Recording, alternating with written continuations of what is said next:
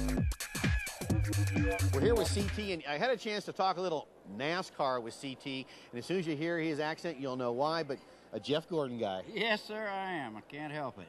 He's a Northern Californian, though. I know, but he's a nice young man. Well, that accent, though, I don't think you're from Northern California. No. Whereabouts? I'm from Salina, Kansas. Salina, Kansas. Yep. This show, these cars, I mean, what is it with the bright guys? You guys are building all the bright stuff. Well, that's what we try to do. We try to please people. You try to be the brightest. That's right. My mother always said I was the dullest, but all right, this thing is unbelievable. What is it? It's a 1959 Chevrolet Impala two-door hardtop. I've converted into a convertible, replaceable hardtop. All right, I used to go down to like the burger place in a Shimpala. How's that? An Impala hardtop when I was a kid. It didn't look like this.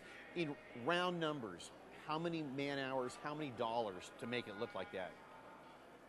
About man hours is about 640, and that's generally we just one or two guys working on it. Probably around 75,000 my cost. And what's that car valued at today? It's valued at 150.